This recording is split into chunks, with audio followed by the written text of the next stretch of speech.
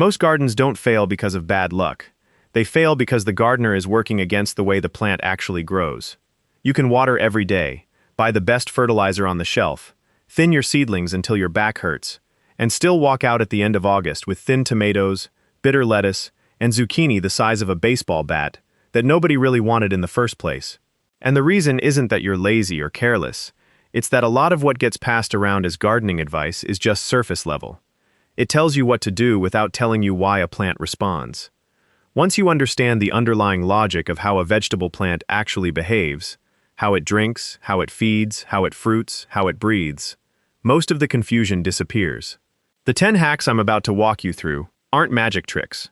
They're decisions rooted in the way a plant is built and what it needs in any given week. Some of them are old, some of them are newer. All of them work because they line up with the biology already happening under your soil and inside your leaves.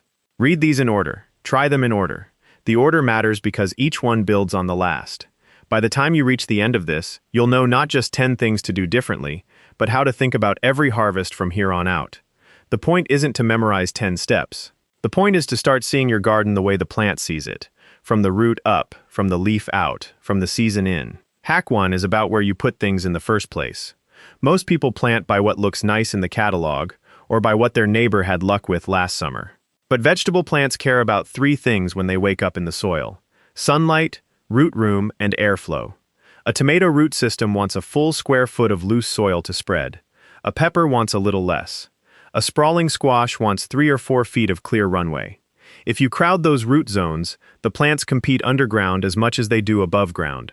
The early winner shades out the early loser, and the early loser never recovers. Tall crops like corn, pole beans, and steak tomatoes should sit on the north side of your bed, so they don't throw shade down onto shorter crops like peppers, lettuce, basil, and bush beans. Anything vining that you let run, like cucumbers, melons, or winter squash, wants space to spill outward, not up against a fence line where air goes stale. Stale air is where fungal disease begins. Early blight on tomatoes, powdery mildew on squash, downy mildew on cucumbers. The plants don't spread their own disease because they're weak. They spread it because they were placed where their leaves stay wet too long. Wet leaves, no breeze, no sun. That's the perfect incubator for spores. Before you set a single transplant out, stand in your garden at midday. Look at where the shadow falls. Picture each plant at full size, then place the tall things behind, the medium things in the middle, and the low sprawlers toward the front edge where they have nothing to climb onto. That single rearrangement is the difference between a garden that fights disease all season and one that quietly grows past it. Placement isn't decoration. It's the first decision a plant ever feels. Hack 2 is about watering, and this is the one that fixes more problems than almost anything else. The common habit is to water a little, often, every day in fair weather. That habit is wrong. It trains the roots to stay near the surface. Surface roots dry out fast in summer heat, so the plant wilts, so you water again. So the roots stay shallow, so the plant wilts, and around it goes. You end up with plants that look thirsty even in moist soil. Deep watering less often changes the entire root architecture. When water soaks down 8, 10, 12 inches, the roots chase it downward. A deeper root system means the plant can pull moisture from cool subsoil during a heat wave. It means the plant stands up better in wind. It means your tomatoes don't crack from a sudden gulp after a dry spell.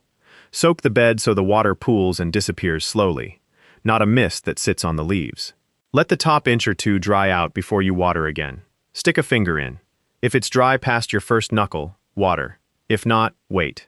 That simple finger test is worth more than any moisture meter on the shelf. The mistake most people make is treating watering like a daily chore. It isn't. It's a response to a condition. The condition is depletion. You check, you respond. You don't water on a schedule because the plant doesn't drink on a schedule. It drinks when it needs to and slows down when it doesn't. Water in the morning if you can. Morning water reaches the roots before the heat of the day pulls it out. Evening water sits on the leaves overnight, and that's exactly the kind of moisture that invites fungus to move in. Water at the base, not over the top. Soaker hoses and drip lines outperform sprinklers every time, not because they're fancy, but because they put the water where the roots are without ever wetting the foliage. Hack 3 is mulch, and the reason it matters ties directly into Hack 2. Bare soil loses moisture to evaporation within hours of a deep soak. Wind pulls water out. Direct sun pulls water out. A 2 to 3 inch layer of straw, dry leaves, or grass clippings breaks that cycle. The water you put down stays in the soil for the plant instead of leaving through the top. Mulch also keeps soil temperature steady. Roots like cool, even conditions. Bare soil in July can swing from 60 degrees at night to 110 in the afternoon sun. That kind of swing stresses the plant. A mulch-covered bed holds around 70 to 75 degrees all day. Roots grow deeper. Microbes thrive. Worms come up to feed. The bed becomes alive in a way that bare dirt never does. And there's one more thing mulch does that most gardeners never think about. It stops soil splash. When rain hits bare ground, it throws dirt up onto the lower leaves of your plants. That dirt carries fungal spores. Mulch blocks the splash. So the first line of disease defense on tomatoes, peppers, and squash is literally just a layer of straw under the plant. Don't skip it, and don't pile it against the stem. Leave a small ring of bare soil right around the base of each plant, so the crown can breathe and dry out after rain. Mulched stems hold moisture against the bark, and that moisture softens the tissue and invites rot. A 2-inch mulch with a 1-inch bare ring is the sweet spot. Refresh it mid-season if it breaks down. Straw is the most common choice, but chopped leaves work just as well, especially around brassicas and root crops. Pine straw is fine for acid-loving crops like blueberries, but not for most vegetables. Hack 4 is pruning, and it's the one most people are scared to do because they're afraid of cutting something off. On tomatoes especially, you want to remove the suckers. A sucker is the little shoot that grows in the joint between the main stem and a leaf branch. Left alone, it becomes a whole new stem, with its own leaves, flowers, and fruit. Sounds good, right? It's not. A single tomato plant only has so much energy. If you let every sucker grow, the plant divides that energy across 10, 12, 15 stems. You get a tangle of green and very little fruit. The fruit you do get is small and slow to ripen. Pinch the suckers off while they're small. Under 4 inches is best. Snap them sideways with your fingers. Let the plant focus on 2 or 3 main stems for indeterminate varieties, or just one stem for a tighter, earlier harvest. Determinate varieties, the bushy kind that ripen all at once for canning, don't need much pruning at all. Just clean up the bottom leaves that touch the soil. Air moves through. Disease can't settle. The principle here is bigger than tomatoes. Every fruiting plant has a finite engine. The leaves collect sunlight. The roots collect water and minerals. The plant converts both into sugar and then into fruit. The more stems you keep, the more leaves you keep, but the fewer fruits you get per stem. The fewer stems, the more concentrated sugar, the bigger and earlier each fruit. This is why commercial tomato growers run single stems upstring in greenhouses. The principle works the same way in your backyard. The same logic applies to peppers in a smaller way. Pinch off the first few flower buds in early summer to push the plant into a bigger frame before it fruits. And it applies to squash in a different way.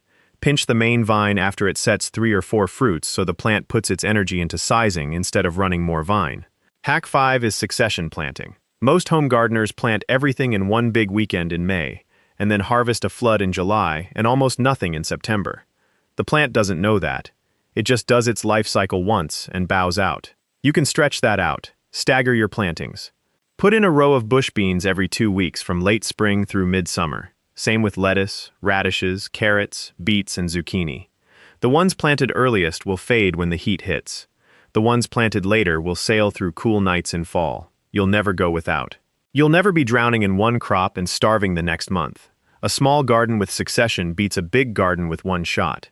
The trick is to know your first frost date and count backward. Anything you plant should have time to mature before that date, with a couple of weeks to spare.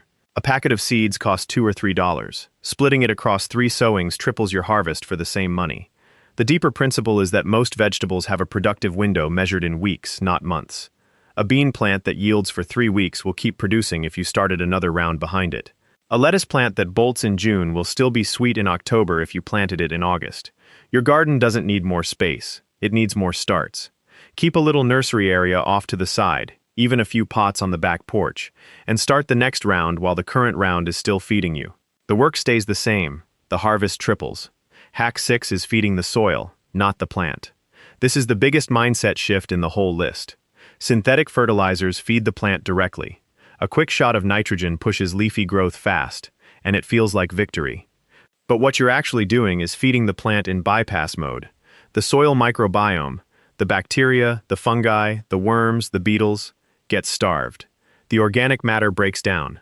The soil structure collapses. Next year you need more fertilizer. The year after, even more.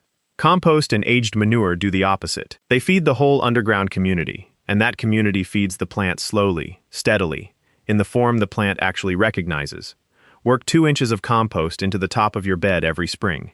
Side dress with more compost around heavy feeders like corn, tomatoes, and brassicas mid-season.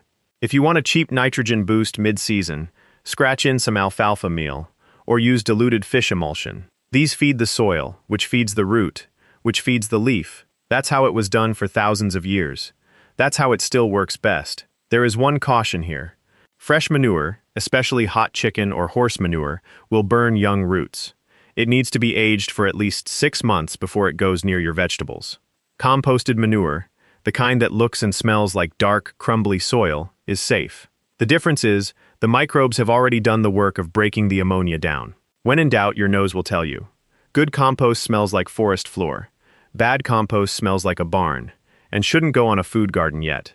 Hack 7 is foliar feeding at the right moment.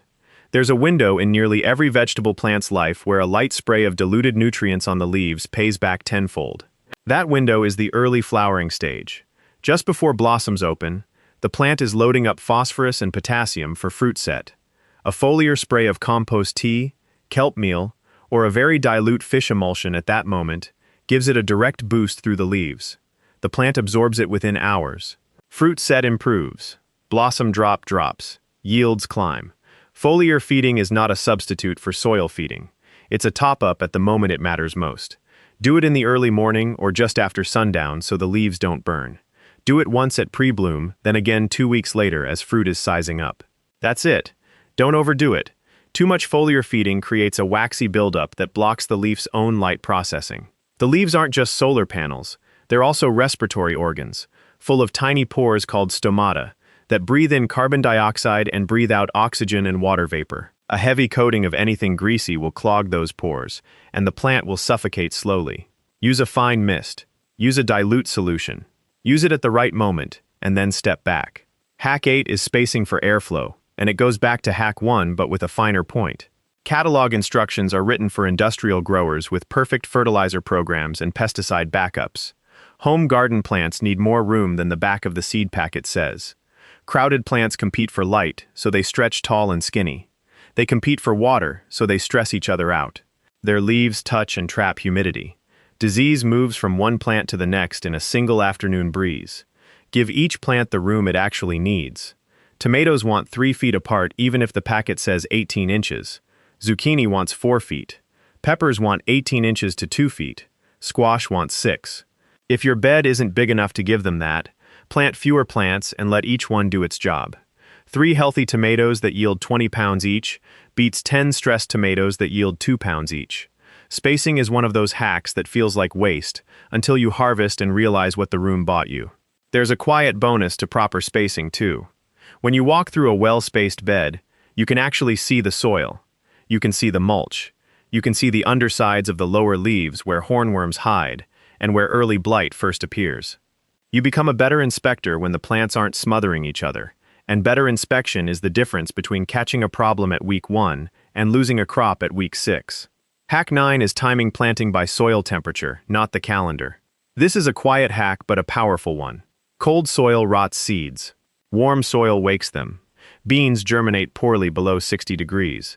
Squash germinate poorly below 65. Tomatoes and peppers refuse to grow at all below 55.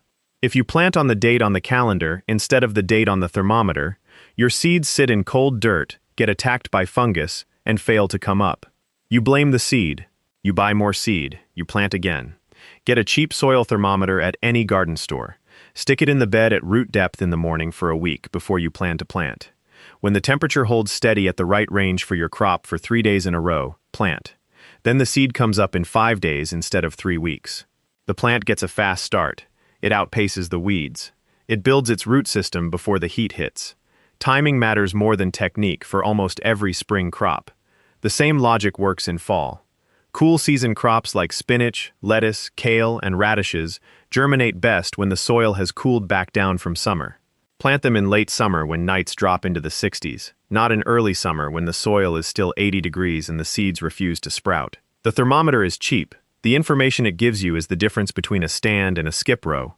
Hack 10 is about pollination, and it's the hack that brings the whole harvest home. A blossom that doesn't get pollinated is a blossom that drops off. No fruit, no vegetable.